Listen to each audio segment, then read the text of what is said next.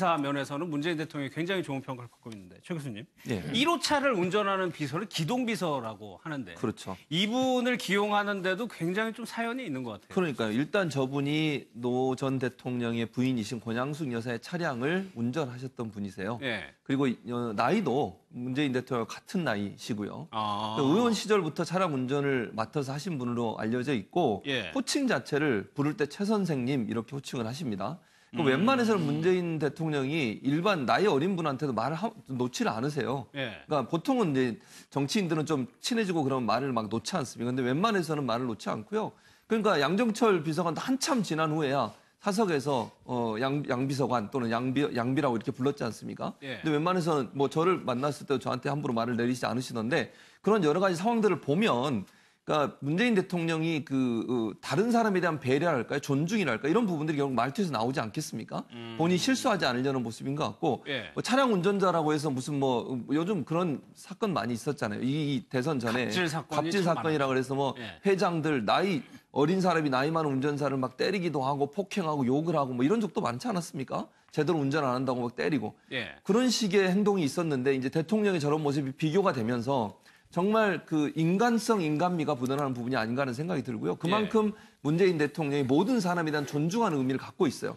저분은 지휘 과화를 막론하고 누구를 만나든 항상 그 인간 자체에 대한 존중의 의미가 보여지는 모습이었고 운전사에 대한 저런 말투나 호칭 자체도 결국은 문재인 대통령의 어떤 속성을 보여주는 그런 모습이 아닌가 하는 생각이 듭니다. 그러니까 이분이 어떤 분인가를 봤더니 윤 대표님, 저희가 이 내용을 소개해 드렸는데 선거 유세 때예요. 네. 문재인 당시 후보가 두 그릇을 들고 이제 반납을 하는 게 이제 주변에 사진을 찍혔는데 이때 그분이에요. 그렇죠. 예. 운전기사 식판 빈 그릇을 대통령이 어떻게 보면 후보 시절이지만 그걸 반납을 하는 그릇 그거 한 거죠. 예. 그러니까 참 저런 면에서 굉장히 소탈하신 분이다. 예. 웬만해가지고 저렇게 하기가 쉽지 않잖아요. 저때 여론조사 1등으로 대세론 얘기할 때인데. 네, 그걸 당연히 운전기사가 오히려 대통령 후보 거를 하는 게 당연한데 저런 참 인간적이고 소탈한 면은 상당히 지금 우리 지금 취임하신 지가 이제 10일 날 돼서 이제 한 보름 정도 좀 지났잖아요. 근데 저런 인간적이고 소탈한 게 이미지에 국민들한테 강력하게 지금 다가오는 것 같습니다. 그래서 국정 지지도가 한 90%가 되는데 여태까지는 이제 대통령 혼자 잘하는 것 같고 됐거든요. 이제 앞으로 잘할 게 중요하죠. 그렇죠. 그거는 이제 거꾸로운 쪽을 만나서 그 사람들한테 끌어내야죠. 그게 이제 앞으로는 정말 노조 또 재벌 이런 성 안에 있는 기득권층 그런 사람들을 만나서 이제 합의를 끌어내는 게 이제 앞으로 문재인 대통령이 진짜 관건이다. 어떻게 보면 지금은 개인적인 감성과 좋은 이미지로 구축하는 데 성공했다면은 이제는 상대방하고 멱살잡이라도 해서 합의를 끌어내야 되는 굉장히 중요한 지금 기로에 있다 이렇게 생각이 됩니다. 진정한 협치가 남아있다는 말씀. 그렇죠. 아니 프랑스의 마크롱 되자마자 9일 만에 바로 노조 만나서 협의하고 그렇잖아요. 어차피 그 사람들이 지금 비정규직 문제라든지 모든 문제가 제일 중요한 게 어떻게 보면 소위 말하는 중요 노조들, 노조 집행부들 이게 제일 중요한 정규직 비정규직 문제가 아니라 지금 대기업하고 중소기업 문제 이렇게 어떻게 보면 된다고 봐야죠. 그만큼 대기업 중소기업 차별이 굉장히 크다고 봐야 되는데 그런 문제는 결국은 기득권 노조나 이런 거하고 협의 없이 무조건 일방적인 양보로만 갖고는 해결할 수 없는 거죠. 알겠습니다. 그러다 보니까요. 문재인 대통령의 지지율이 거의 80%를 넘고 있다 보니까 김 의원님 글쎄요. 노무현입니다라는 영화가 이제 개봉을 하는데 예매율이 2등이에요. 네, 지금 다큐 영화 중에는 가장 최고 이제 고공행진을 하고 있다 오늘 그렇게 알려지고 있는데요. 시사회 때 영화를 봤습니다. 지난해 무현 두 도시의 이야기가 이제 돌아가신 백무현 하백을 주제로 한 노무현 대통령과 백무현 하백 이 두 분을 소재로 한 다큐가 지난해 상영이 됐었는데 그와 비슷한 시기에 이제 대통령 8주기 맞이해서 알겠습니다. 이수희 변호사께서 보시기에는 어떻게 분석을 하세요? 왜 이렇게 다시 가까운 것 같을까요? 지금 이제 20대는 노무현 전 대통령을 모르죠. 20대는. 그러니까 우리가 제가 지금 40대 말인 나이인데요. 제가 기억하는 노무현 전 대통령은 5.18 광주 청문회 때부터 청문회 스타로 떴던 노무현 당시 의원을부터 기억을 하는 거죠. 그리고 부산에서 편민당 후보로 나오면서 그런 지역주의 타파를 또 얘기를 하고 이랬던 쭉 정치인 노무현 그리고 그 굉장히 매력적인 인물이죠. 노무현 그 전 대통령의 경우에. 그러니까 그 당시 집권 당시에는 좀 직설적이고 좀 거친 언사 때문에 이런 그 거부감을 갖는 분들도 있었지만 하지만 정말 인간적으로는 매력적인 그 정치인이었다는 거는 뭐 누구도 이의를 제기하지 않을 것 같습니다. 그런데 지금 문재인 대통령이 노무현 전 대통령의 그 뭐 그림자라고 그럴까요? 그게 워낙 짙다 보니까 그 젊은 친구들한테도 그 노무현 전 대통령이 궁금한 인물이 된 것 같아요. 어떤 인물이길래? 그런 것이 이렇게 이제 그 박스오피스 또 예매도 1위를 할 수 있는 그런 관심으로 보여진 게 아닌가 싶습니다. 알겠습니다. 저희가 문재인 대통령 관련해서 좀 재밌는 일화 몇 개를 찾아봤는데 저는 일단 눈에 띄는 것이요. 35년 만에 금연한 계기인데 저한테도 문재인 대통령 담배 피시냐 좀 물어보는 분들이 몇 분 있었는데 이거는 한순간에 끊어버렸어요. 그러니까요. 35년 저는 뭐 담배를 안 피워서 그 그게 얼마나 느낌을 잘 모르지만 근데 뭐 옆에서 들어보고 이러면 35년 동안 담배를 피웠는데 하루아침에 끊는다?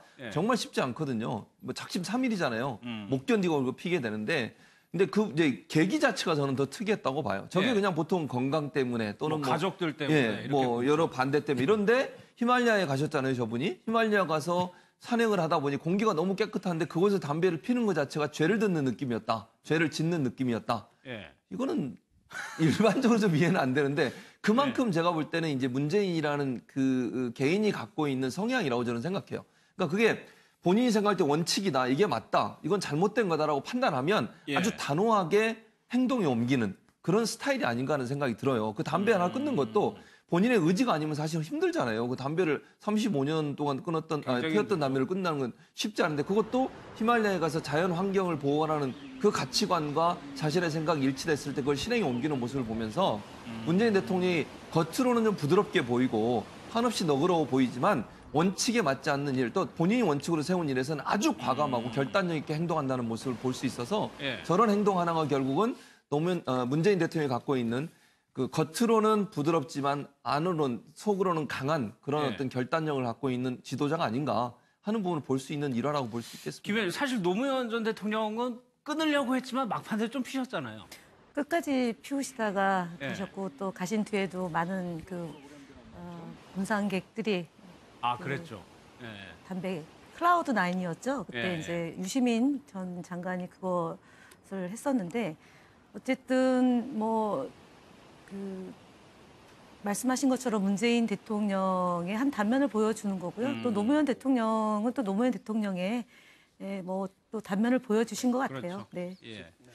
또요, 이 부분도 좀 재밌는데 김정숙 여사 관련해가지고 글쎄요, 머리 자른 거는 못 알아봐도 감나무 가주치는 건 알아본다고 얘기를 했다고 합니다. 김정숙 여사 인터뷰 내용 좀 보겠습니다. 우리 집에 이제 이사가 갖고 가정주택이었는데 감나무가 하나 있었습니다. 꽤 연령이 되는 나무였는데 감을 안 열고 잎만 매일 무성해요. 그래서 3년째가 돼서 제가 이제 남편한테 으름장을 놨습니다. 만약에 당신 있잖아, 올해도 이 감나무가 감을 안 열면 내 이 감나무 잘라버릴 거야. 이랬어요. 그랬다가 하면은 딱 그날 와가지고서는 제가 머리 자른 거는 못 알아봐도요, 나무 가지친 건 알아보면서 있지요. 그러면서 저한테 닭달을 했어요. 안 되겠다는데 잘라버릴 거야 이러면서 으름장을 확실하게 놨어요. 그랬더니 이 사람이요, 이렇게 보면은 감나무를 쓰다듬고 있고, 어느 날은 감나무 잎을 만지고 중얼중얼대고, 어느 날은 감나무를 쌓안고, 부인을 안 껴안고 감나무를 껴안고 있어? 뒤로 쌓안고, 아니면 어느 날은 그 밑에 가서 뭘 만지작거리면서 끝도 한도 없이 그러는 거예요. 그래서 아유 왜 저러나 이제 이러면서 그랬더니 그해 감나무에 감이 3개가 걸렸어요. 글쎄요.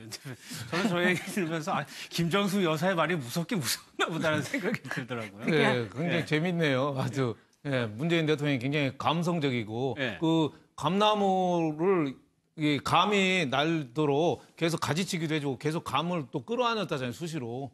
수시로 감나무를 안고. 껴안는다고 그 감나무를 그냥 끌어안은 게 아니고요. 그 감나무를 끌어안고 김정숙 여사님이 하신 말씀을 그 감나무한테 한 거예요.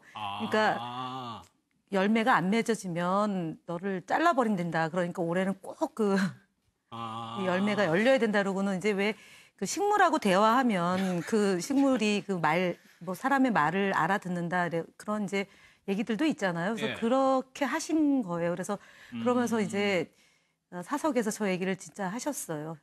여사님이 저희한테. 그래서 정말 그 하여간 아까 말씀하셨던 머리 손질한 거는 못 알아봐도 그 감나무 안고 대화했던 그런 분이다라는 얘기를. 근데 보통의 남편들이 머리 자르는 거 잘 모르잖아요. 그렇죠. 근데 노력하셔야 됩니다. 머리 자르는 거 모르면 안 되죠. 윤 대표님 이렇게 사모님 들어오시는데 오늘 많이 스타일이 바뀌었네요. 참 예뻐 보이시는데 이렇게 하셔야 노후가 편안합니다. 문 대통령께서도 이제부터는 우리 그 영부인이신 김정숙 여사 외모 바뀌시면 꼭 얘기해 주셔야 됩니다. 나무보다 아내를 더 사랑하시는 게 필요하다고 보고요. 그 외모를 칭찬해 줘야 편안합니다, 집안이. 안 그러면 못 알아보면요 혼납니다. 혼나고. 못 알아본다기보다도 이제 대부분 눈을 잘 못 맞추는 남편들이 많아서 안 보는 경우도 저 같은 경우도 좀 많이 있죠. 그 문재인 대통령이 또 술 한잔 하시면 집에 키우는 강아지 마루 그이라도 좀 재밌어요. 마루에 안고 뭐 한두 시간씩 계셨다는데 그런 점도 굉장히 뭐 어떻게 보면 그것도 이런 점도 있어요. 그 저녁 때 늦게 들어오면 저도 집에 강아지를 키우니까만 강아지는 자지 않고 기다리거든요. 자지 않고 웬만한 강아지들이 기다려줘요. 그러니까 유일하게 꼬리 치는 게 또 강아지니까 어떻게 보면 또 안고 또 대화도 하고 그랬다고 그래요. 그러니까 문재인 대통령이 그런 면에서는 감나무 안고 강아지 안고 이런 면에서는 굉장히 후보 시절에는 국민들이 잘 몰랐는데 굉장히 좀 인간적이고 따뜻한 그런 정이 있는 그런 이미지가 상당히 많이 각인이 되고 있다 이런 생각이 듭니다. 사실 왜 이런 얘기가 후보 시절 때 하면은 선거법에 조금 위반 저촉될 수가 있고 다른 후보들이 항의가 들어올 수 있기 때문에 이런 내용들 언론들이 다루진 않았는데 이제 대통령이 되고 나니까 이제 얘기가 나오는 거예요. 근데 또 하나요, 김 의원님. 문재인 대통령이 정말 화났을 때 화날 수 있을 거 아닙니까? 아무리 문재인 대통령이 인격이 그렇다고 하더라도 그럴 때는 어떻게 됩니까? 지금 화면에 나오는 저 표정 그대로입니다. 눈 동공이 커지고 입술을 요거요. 다 이렇게 꽉 문 저런 모습이시죠. 그리고 더 이상하면 눈이 껌뻑껌뻑 하시죠. 말로는 어떤 거를 표현을 안 하시네. 가장 심한 게 지난번 홍준표 후보한테 이보세요. 그게 가장 심한 말씀이래요. 그러니까 웬만해서는 욕설이나 아니면 남한테 상처를 주는 그런 심한 말을 안 하시는 거죠. 그러니까 제가 볼 때는 그런 표정이 결국 안으로 삭히는 거거든요. 그러니까 성향이 사람마다 좀 다를 수 있는데 어떤 분들은 화가 나면 그걸 적극적으로 표현해서 상대방에게 아픔을 주려는 시도를 하는 분이 있는가 하면 문재인 대통령 같은 경우에는 저렇게 혼자서 안으로 삭히고 가능한 한 남에게 상처 주는 말을 하지 않으려는 노력을 하는 거고 그래서 아마 이제 가장 심한 말이 지난번에 그 뭐 이보세요 토론회 때 그 얘기가 결국 가장 심한 말이라는데 뭐 이보세요는 우리가 늘상 하는 말 아니겠습니까? 그렇죠. 평범하게 쓰는 말인데 그게 가장 화났을 때 하는 말이라고 이제 주변에서 얘기를 하죠. 참모들 분이나 내각에 계신 분은 이걸 참고하시면 될 것 같아요. 요게 가장 화났을 때죠. 알겠습니다. 그리고 더욱 황당한 얘기할 때는 눈이 작아집니다. 그리고 몸이 앞으로 이렇게 오면서 이렇게 작아지는 모습. 황당한 얘기. 황당한 얘기를 반복할 경우에. 알겠습니다.